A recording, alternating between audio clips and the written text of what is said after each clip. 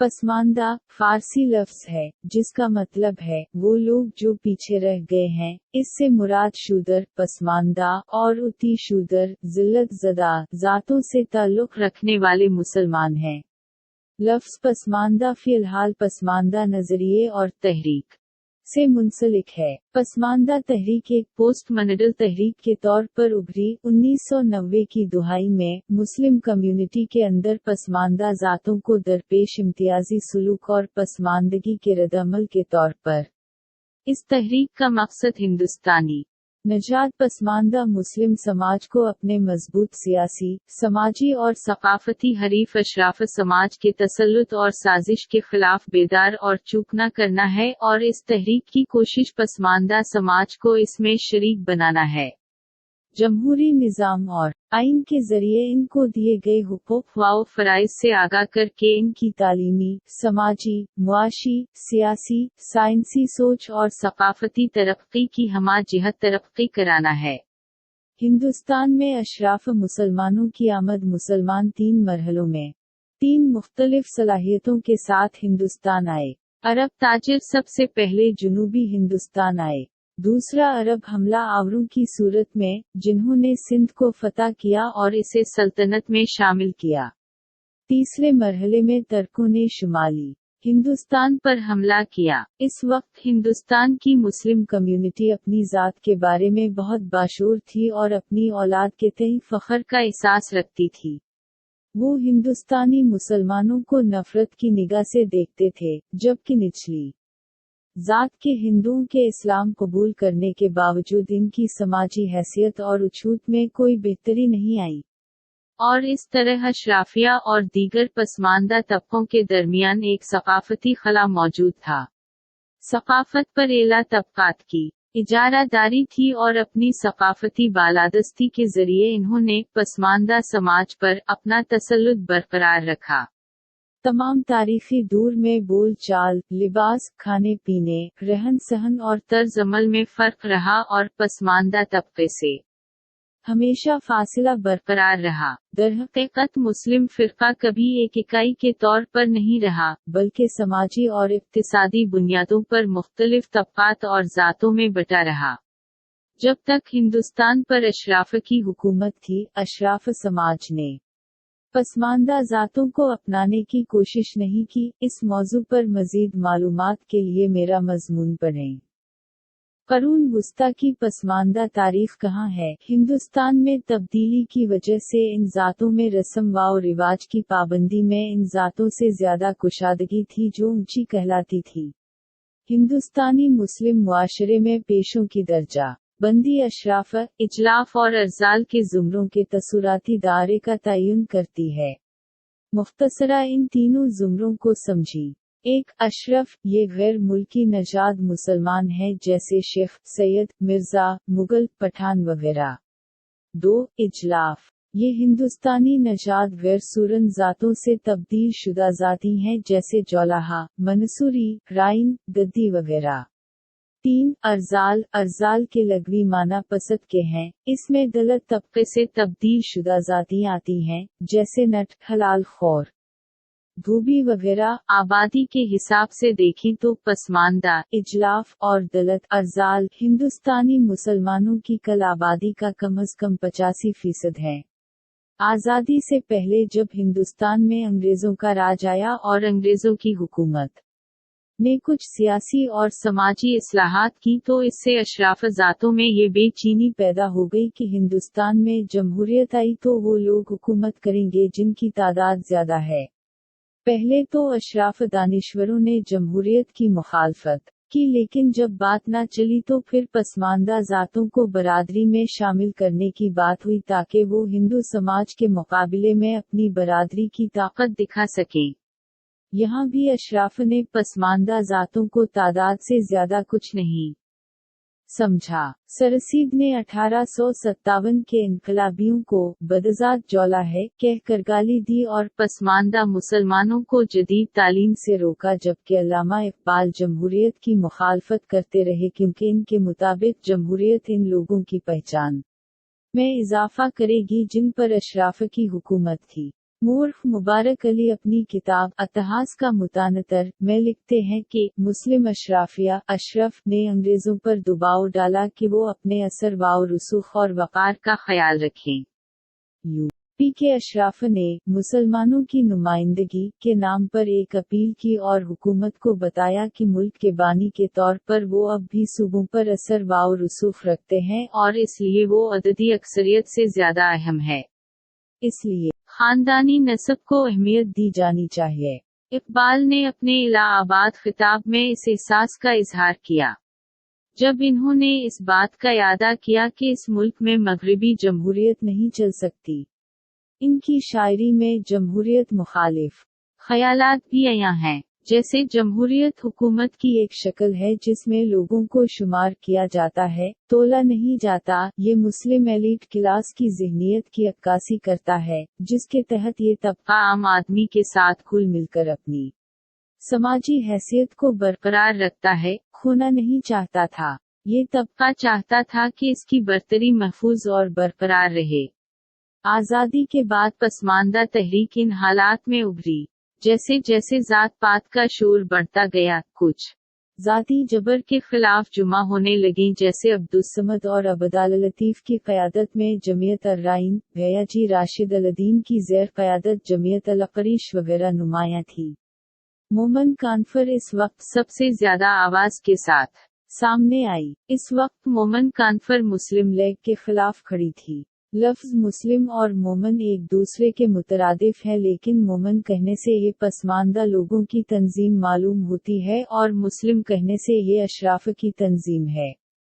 مومن کانفر کے بانی مولانا علی حسین 15 اپریل 1890 - 6 دسمبر 1953 مسلم لیگ کے دو قومی نظریہ کے خلاف تھے۔ عبدالقیوم انصاری 1 جولائی 1905 تا 18 جنوری 1973 نے اس تحریک کو تیز کر دیا۔ انہوں نے جناح کے دو قوم کے خلاف کانگریس کی کھل کر حمایت کی اور اپنی تنظیم کو کانگریس میں ضم کر دیا۔ وقت بدلتا ہے تو سیاست بھی بدل جاتی ہے۔ عبدالقیوم انصاری نے مسلم لیگ کے نعرے مسلم ہے تو لیگ میں آپ پاکستان کا مطلب کیا لا الہ الا اللہ کا مقابلہ کرنے کے لیے کہا۔ عبدالقیوم انصاری نے کہا کہ جہاں مومنین بن کر انصاری رہتے ہیں وہ ان کا پاکستان ہے، انہیں ایک پاکستان کی ضرورت ہے، وہاں نہیں۔ پسماندہ مسلمان آزادی کے بعد بھی گاندھی جی کی گاتے رہے اور کانگریس کے بندو مزدور بنے رہے، لیکن جب منڈل میں ذات پات کی بحث چھڑ گئی تو نعرے جیسے کہ جتنی سنکھیا بھاری، اس کی اتنی بھاگیداری میں بدل گئے۔ ہندو سماج میں سماجی انصاف کے نام پر یہ نعرے لگائے جا رہے تھے، لیکن یہ اپنی ہم منصب ذاتوں پر اثر ڈالے بغیر نہیں رہ سکے۔ منڈل کمیشن کے ذریعہ پسماندہ مسلمانوں کو او بی سی میں شامل کرنے سے مسلمانوں کے اندر جاری ذات پات کے تضادات کو ایک نئی جہت ملی۔ اس کے ساتھ ہی ذات سے برادری میں جانے کی بات سمجھ میں آنے لگی۔ اسی دوران شبیر انصاری نے مہاراشٹر اسٹیٹ مسلم او بی سی آرگنائزیشن، بعد میں آل انڈیا مسلم او بی سی آرگنائزیشن کے نام سے ایک تنظیم بنائی۔ مہاراشٹر کے بیڈ ضلع کے رہنے والے اقبال پینٹر اپنی تنظیم مسلم بھٹکے ومکت جماعتی کے ذریعے اس تحریک کو مضبوط کر رہے تھے، لیکن اس کے بعد اس تحریک کو تقویت ملی۔ مومن کانفر اور سماجی انصاف کی یہ لڑائی پھر بہار میں زیادہ نظر آنے لگی۔ ڈاکٹر اعجاز علی نے 1994 میں پسماندہ مسلم مورچہ کی بنیاد رکھی۔ یہیں سے لفظ دلت مسلم منظر عام پر آیا اور آرٹیکل 341 پر بحث شروع ہوئی۔ ڈاکٹر اعجاز علی نے دلت مسلمانوں کے ریزرویشن کے لیے کئی تحریکیں چلائیں۔ بعد میں ڈاکٹر اعجاز علی نے اپنی تنظیم کا نام پسماندہ مسلم مورچہ سے بدل کر یونائیٹڈ مسلم مورچہ رکھ دیا۔ 1998 میں ڈاکٹر اعجاز علی سے اختلافات کی وجہ سے علی انور نے اپنی ایک الگ تنظیم بنا لی، جس کا نام پسماندہ مسلم محاذ رکھا۔ اس کے باوجود پچھڑا کے بجائے لفظ پسماندہ کا استعمال نیا تھا، اسی لیے یہ لفظ پسماندہ بہت مشہور ہوا۔ سیاست میں جس کے الفاظ کام کرتے ہیں، جس کے نعرے کام کرتے ہیں، اسی نظریے کی سیاست بھی کام کرتی ہے۔ آزادی کے بعد یہ پہلا موقع ہے جب کسی وزیر اعظم نے مسلمانوں کے اندر سماجی انصاف کی بات کی ہے۔ وزیر اعظم نریندر مودی کے لفظ پسماندہ کے استعمال نے ہندوستانی سیاست میں ایک نئی بحث چھیڑ دی ہے۔ وزیر اعظم مودی کے ایک بیان نے مسلم سیاست کی زمین کو ہلا کر رکھ دیا ہے جو دراصل اشرافیہ سیاست تھی۔ بابری مسجد، حجاب، اردو، طلاق، علی گڑھ مسلم یونیورسٹی، پرسنل لا وغیرہ کی سیاست کرنے والی مسلم اشراف سیاست اب پسماندہ سماج کی روزی روٹی، صحت، تعلیم، نمائندگی، ریزرویشن اور مکان کے مسائل کے گرد گھومتی نظر آتی ہے۔ اب سوال صرف حکومت سے ہی نہیں، 75 سال سے پسماندہ برادری کی مذہبی اور سیاسی طور پر نمائندگی کرنے والے اشراف کی قیادت بھی سوالوں کی زد میں ہے۔ مسلم معاشرے کا ذات پات کا نظام کتنا سخت ہے یہ کہنے سے پہلے مسلمانوں میں ذات پات کا نظام ہندو سماج جیسا نہیں ہے۔ یوں سمجھ لیں کہ ذات پات کا نظام بنیادی طور پر ایک ایسا نظام ہے جو سماجی افراج کے لیے وجود میں آیا، یعنی ذات پات کے نظام میں ہر ذات ایک خاص مقام رکھتی ہے اور ان کا مقام بھی اسی کے مطابق طے ہوتا ہے۔ جہاں تمام حقوق اور وسائل اوپر کی طرف موجود ہے اور نیچے کی طرف صرف فرائض ہیں۔ سماجی افراج ایک سماجی صورتحال ہے جس میں ایک شخص، گروہ، ذات، برادری کو ایک منصوبہ بند عمل کے ذریعے معاشرے کے مرکزی دھارے سے خارج کر دیا جاتا ہے۔ اس لیے جو لوگ مسلم سماج کے ذات پات کے نظام کو سمجھنا چاہتے ہیں انہیں یہ دیکھنا ہوگا کہ کون سی ذاتی ہیں جن کے پاس تمام حقوق اور وسائل ہیں، اور کن ذاتوں کو طاقت، علم اور دولت کے دائرے سے مؤثر طریقے سے باہر رکھا گیا ہے۔ پسماندہ ڈیموکریسی میں میرے لیے گئے انٹرویو سے یہ واضح ہوتا ہے کہ مسلم معاشرے میں روٹی اور بیٹی کے رشتے میں ذات پات کی تفریق موجود ہے۔ بہت سی ذاتوں کے اپنے الگ قبرستان ہیں جہاں دلت مسلمانوں کو بھی کئی بار دفن کرنے سے روکا گیا ہے۔ دلت مسلم طبقات کے ساتھ کچھ علاقوں میں اچھوت بھی رائج ہے۔ انصار احمد، حلال خور، بتاتے ہیں کہ انہیں مسجد میں وضو کرنے کی بھی اجازت نہیں تھی۔ وہ گھر سے وضو کر کے یا اپنا بدنہ اپنے ساتھ لے کر مسجد لے جاتے تھے۔ انصار صاحب کا کہنا ہے کہ جب ان کے گھر کی عورتیں زمیندار کے گھر پاخانہ اٹھنے جاتی تھی تو اس ڈر سے کہ کہیں یہ عورتیں اسے گندا کام سمجھ کر ان کے گڑے پر آنا نہ چھوڑ دیں، زمینداروں کی عورتیں کہتی تھیں کہ بہن تم جن ہاتھوں سے گندگی اٹھاتی ہو، کل قیامت کے دن اللہ انہیں سونے کا کر دے۔ یہ بعض مساجد میں کمزور ذاتوں کو نماز کے دوران پچھلی صفوں میں کھڑے ہونے کو کہا گیا۔ سرائے میر کے گاؤں فتن پور میں دھوبی برادری کو اشراف کی بنوائی گئی مسجد میں نماز پڑھنے سے روک دیا گیا۔ اس پابندی سے تنگ آ کر دھوبیوں نے خود ہی مسجد تعمیر کر لی۔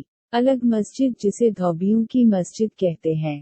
اس گاؤں کے وقار احمد ہواری، دھوبی، کا کہنا ہے کہ وہ کئی بار مندروں میں تو گئے ہیں لیکن وہ کبھی اشراف کی اس مسجد میں نہیں گئے جسے میاں کی مسجد کہا جاتا ہے۔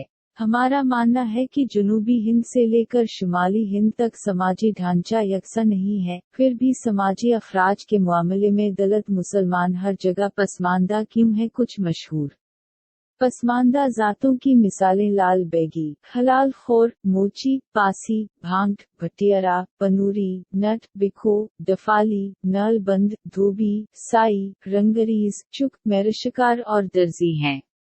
سادہ لفظوں میں، پسماندہ مسلمان، شودر اور دلت اتی شودر ہیں جنہوں نے صدیوں پہلے خود کو ذات پات کے مظالم سے نجات دلانے کے لیے اسلام قبول کیا تھا، لیکن تبدیلی نے انہیں ذات پات کے امتیاز اور مادی محرومیوں سے آزاد نہیں کیا۔ کئی بار پسماندہ ذاتوں نے خود کو اشرف کرنے کی کوشش کی۔ انہوں نے اپنی ذات کا نام تبدیل کیا اور اس امید کے ساتھ عرب معاشرے سے اپنا رشتہ جوڑنے کی کوشش کی کہ ان کی ذات کو عزت ملے، جیسے بنکر کو انصاری، حجام کو سلمانی، دھنیا کو मंसूरी, कसाई को कुरैशी, धोबी को हवारी, मनेहार को सिद्दीकी, मुहत्तर, भनगी को हलाल खोर, भटियारा को फारूकी, गोरकन को शाह, पामारी को अब्बासी वगैरह कहा गया, मगर इनकी समाजी हैसियत में कोई तब्दीली नहीं आई। पसमानदा मुआशरे के मुतालबात कई दहाइयों से पसमानदा तंजीमें और दानिश्वर पसमानदा समाज की तरक्की के लिए इन्हें मुल्क के मरकजी धारे से जोड़ने के लिए कुछ मुतालबात कर रहे हैं। इन मुतालबात को यहाँ मुख्तसरा पेश करते हैं। पसमानदा मुआशरे की समाजी व इक्तिसादी हालत को बेहतर बनाने के लिए हमें 3 पहलुओं पर मुतवाज़ी तौर पर काम करना होगा: जदीद तालीम, रोजगार और सियासी बेदारी। और इसके लिए जरूरी है कि पसमानदा अशराफ सियासत को मुस्तरद करें और अपने मसाइल की खुद नुमाइंदगी करें, क्योंकि 85% मुस्लिम आबादी पसमानदा बरादरी हिंदुस्तानी सियासत, मुस्लिम तंजीमों, तालीमी इदारों वगैरह में अपने हिस्सा से महरूम है। पहला मुतालबा ये है कि जब जात पात की तफरीक एक समाजी खराबी है तो फिर मजहब की बुनियाद पर दलित रिजर्वेशन मुस्लिम और ईसाई दलितों को न देना गैर आईनी है। लिहाजा आर्टिकल 341 के 1950 के सदारती हुक्म का पैराग्राफ 3 आइन को मनसूख किया जाए। दूसरा मुतालबा, पसमानदा की आबादी के मुताबिक पंचायती राज और म्यूनिसिपल कॉरपोरेशन की सतह पर सीटें रिजर्व की जाएं ताकि इसकी सियासी शिरकत को यकीनी बनाया जा सके। तीसरा मुतालबा, कर्पूरी ठाकुर फार्मूले के मुताबिक पसमानदा ओबीसी रिजर्वेशन को पसमानदा और इंतहाई पसमानदा में तकसीम किया जाए और तमाम पसमानदा जातों को पसमानदा कोटे में शामिल किया जाए। पसमानदा जाति जो ओबीसी रिजर्वेशन से बाहर रह गई थी इनको शामिल किया जाए और शेड्यूल्ड ट्राइब पसमानदा को एसटी रिजर्वेशन में शामिल किया जाए। मिसाल के तौर पर हरियाणा, दिल्ली, मध्य प्रदेश, राजस्थान और उत्तर प्रदेश जैसी रियासतों में म्यू मुसलमानों को दर्ज फहरिस्त कबाइल में शामिल किया जाना चाहिए। इन मुतालबात को पूरा करने के लिए जरूरी है कि जात पात की मर्दम शुमारी से मुताल्लिक अदाद व शुमार शाये किए जाएं। चौथा मुतालबा, पसमानदा समाज के रुकन को मरकजी और रियासती हुकूमतों के तहत पसमानदा कमीशन, दर्ज फहरिस्त जातों और दर्ज फहरिस्त कबाइल कमीशन में मुस्तकिल तौर पर नामजद किया जाए। पांचवा मुतालबा, मरकजी और रियासती हुकूमतों के तहत तमाम अक़लियती इदारों और तंजीमों में पसमानदा की शिरकत को इनकी तादाद के मुताबिक यकीनी बनाया जाए। छठा मुतालबा, अक़लियतों की तरक्की और फलाही स्कीमों के लिए मरकजी और रियासती हुकूमतों के जरिए मुख्तस बजट का एक हिस्सा बुनियादी तौर पर पसमानदा समाज की बेहतरी के लिए खर्च किया जाना चाहिए। इसके अलावा पसमानदा पूरी मुस्लिम आबादी को मजहब की बुनियाद पर दिए गए रिजर्वेशन की भी मुखालफत करता है, क्योंकि इसका फायदा ज्यादातर अशराफ तबका को जाता है और ये तबका जो पहले ही एक बेहतरीन जिंदगी गुजार रहा है, बहुत आराम से पसमानदा का हिस्सा इसकी रोजी रोटी भी हजम कर जाता है। तमाम सियासी जमातें, ख्वाह वो कौमी पार्टी हों या इलाकाई, मुनसिफाना नुमाइंदगी को मद्देनजर रखते हुए पसमानदा को इस इलाके की आबादी के मुताबिक इंतखाबात में टिकट देने को यकीनी बनाएं और हिंदू मुस्लिम अलहदगी पसंदाना सियासत को भी रोकें, जिससे सिर्फ सूरन व अशराफ के मफादात ही पूरे होते हैं।